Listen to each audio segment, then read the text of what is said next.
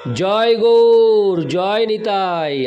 আজ 19শে আশ্বিন 1432 ও 6ই অক্টোবর 2025 সোমবার, এক কোজাগরী লক্ষ্মী পূজা। এই কোজাগরী লক্ষ্মী পূজার দিনে আমি শ্রী চৈতন্য চরিতামৃত পাঠ করছি। আজ আমি পাঠ করছি চৈতন্য চরিতামৃতের মধ্যলীলা প্রথম খণ্ড, দশম পরিচ্ছেদ।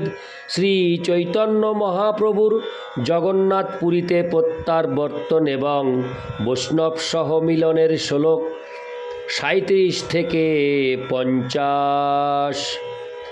নারায়ণ হে নারায়ণ, ভবভয় হরণম নারায়ণ। শ্লোক 37। প্রভু কহে, এই দেহ তোমা সবাকার, যেই তুমি কহ সেই সন্মত আমার। শ্লোকার্থ। শ্রী চৈতন্য মহাপ্রভু বললেন, এই দেহটি তোমাদের সকলের, তাই তোমরা যা বলবে তাতেই আমি সম্মত। ইতি শ্লোক 37। শ্লোক 38। হরে কৃষ্ণ। তবে সার্বভৌম প্রভুর দক্ষিণ পার্শ্বে বসি, মিলাইতে লাগিলা সব পুরুষোত্তমবাসী। শ্লোকার্থ। সার্বভৌম ভট্টাচার্য তখন শ্রী চৈতন্য মহাপ্রভুর ডান পাশে বসে সমস্ত পুরুষোত্তমবাসীদের সঙ্গে মহাপ্রভুর পরিচয় করিয়ে দিতে লাগলেন। ইতি শ্লোক 38। শ্লোক 39 থেকে 40। এই সব লোক প্রভু বৈশে নীলাচলে, উৎকণ্ঠিত হঙ্গা আছে সবে তোমা মিলিবারে। ত্রিশীত চাতক জইছে করে হাহাকার, তৈছে এই সবে করো অঙ্গীকার। শ্লোকার্থ। সার্বভৌম ভট্টাচার্য বললেন, প্রভু এই সমস্ত নীলাচলবাসী আপনার সঙ্গে সাক্ষাৎ করার জন্য অত্যন্ত উৎকণ্ঠিত হয়েছে। তৃষ্ণার্ত চাতক যেভাবে হাহাকার করে, এরাও সেভাবে হাহাকার করছে।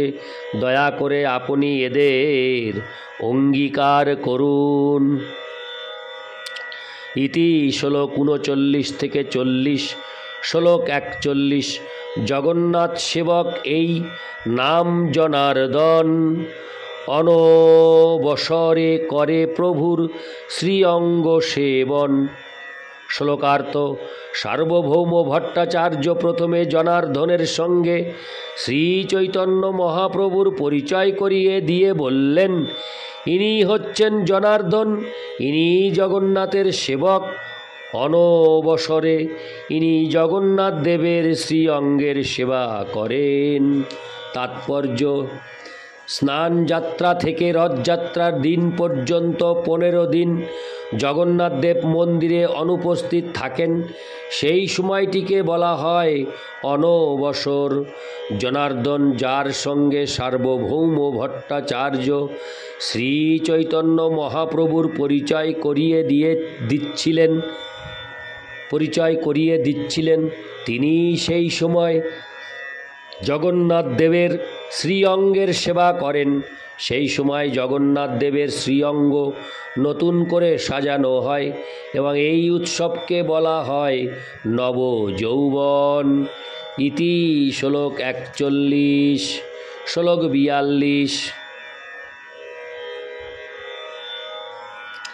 কৃষ্ণদাস নাম এই সুবর্ণ বেত্রধারী, সিকি মাহাতি নাম এই লিখনাধিকারী।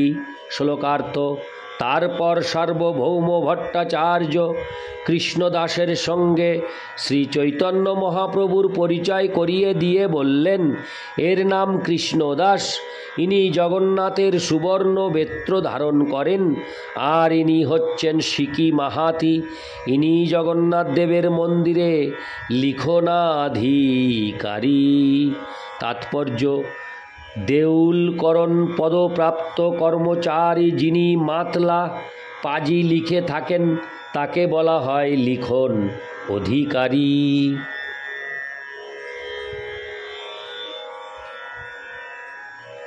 ইতি শ্লোক 42। শ্লোক 43। প্রদ্যুম্ন মিশ্র ইহ বৈষ্ণব প্রধান জগন্নাথের মহাসোয়ার ইহ দাস নাম। শ্লোকার্থ: ইনি হচ্ছেন প্রদ্যুম্ন মিশ্র, একজন মহান বৈষ্ণব। ইনি জগন্নাথ দেবের একজন মহান সেবক এবং এর নাম দাস। তাৎপর্য: উড়িষ্যার বহু ব্রাহ্মণের উপাধি দাস। সাধারণত ব্রাহ্মণদের দাস উপাধি হয় না, কিন্তু উড়িষ্যায় জগন্নাথ দেবের দাস্য সূচক এই দাস উপাধি। প্রকৃতপক্ষে সকলেই দাস, কেননা সকলেই পরমেশ্বর ভগবানের সেবক।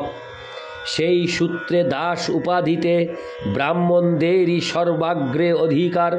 এই সিদ্ধান্তটি চুল্লী ভট্ট সম্মত। ইতি শ্লোক 43। শ্লোক 44।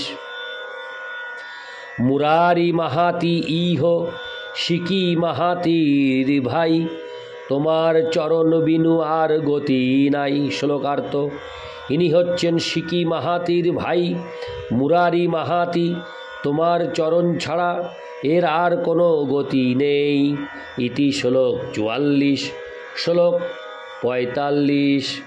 চন্দনেশ্বর সিংহেশ্বর মুরারি ব্রাহ্মণ বিষ্ণুদাস ইহ ধ্যায়ে তোমার চরণ। শ্লোকার্থ: ইনি চন্দনেশ্বর, ইনি সিংহেশ্বর, ইনি মুরারি ব্রাহ্মণ এবং ইনি বিষ্ণুদাস।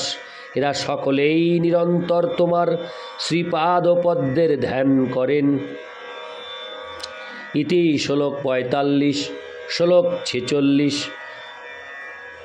প্রহররাজ মহাপাত্র ইহ মহামতি, পরমানন্দ মহাপাত্র ইহার সঙ্গতি। হরে কৃষ্ণ। সংহতি। শ্লোকার্থ: ইনি মহামতি প্রহররাজ মহাপাত্র, আর ইনি তার সঙ্গী পরমানন্দ মহাপাত্র। তাৎপর্য: উড়িষ্যার রাজাদের মধ্যে এই নিয়ম প্রচলিত আছে যে মৃত রাজার অন্ত্যেষ্টি কাল থেকে পরবর্তী উত্তরাধিকারী সিংহাসনে আরোহণ বা অভিষেকের পূর্ব পর্যন্ত এক প্রহর কাল রাজপুরোহিত বংশের কোনো ব্যক্তি সিংহাসন আরোহণ করে রাজদণ্ড ধারণ করবেন, যাতে রাজ সিংহাসন শূন্য অবস্থায় পড়ে না থাকে। সেই পুরোহিতদেরই বংশানুক্রমে প্রহর রাজ বলা হয়। ইতি শ্লোক 46। শ্লোক 47।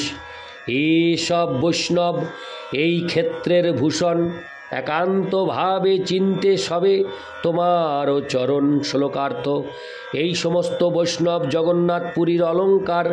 এরা সকলেই একাত্মভাবে আপনার শ্রীপাদ পদ্মের ধ্যান করেন। ইতি শ্লোক 47। শ্লোক 48। তবে সবে ভূমে পড়ে দণ্ডবৎ হঙ্গা, সবা আলিঙ্গিলা প্রভু প্রসাদ করিয়া। শ্লোকার্থ: এইভাবে পরিচয় করিয়ে দেওয়ার পর তারা সকলে শ্রী চৈতন্য মহাপ্রভুকে দণ্ডবৎ প্রণতি নিবেদন করলেন। তাদের প্রতি অত্যন্ত প্রসন্ন হয়ে শ্রী চৈতন্য মহাপ্রভু তাদের সকলকে আলিঙ্গন করলেন। ইতি শ্লোক 48। শ্লোক 49। হেনকালে আইলা তথা ভবানন্দ রায়, চারি পুত্র সঙ্গে পড়ে মহাপ্রভুর পায়। শ্লোকার্থ: সেই সময় 4 পুত্র সঙ্গে নিয়ে ভবানন্দ রায় সেখানে এসে উপস্থিত হলেন। এরা শ্রী চৈতন্য মহাপ্রভুর শ্রীপাদ পদ্মে পতিত হলেন। তাৎপর্য: ভবানন্দ রায়ের 5 পুত্র, তাদের একজন হচ্ছেন মহান শ্রী রামানন্দ রায়। শ্রী চৈতন্য মহাপ্রভু যখন দক্ষিণ ভারত থেকে জগন্নাথপুরীতে ফিরে এলেন, তখন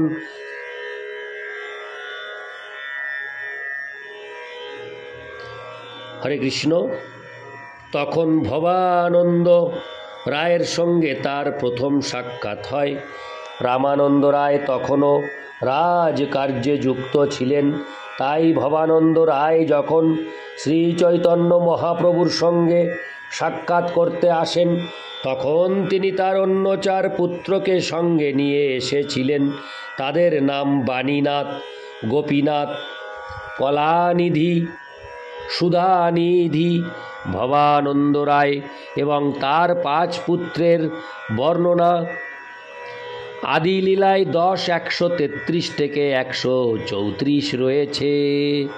ইতি শ্লোক 49, শ্লোক 50।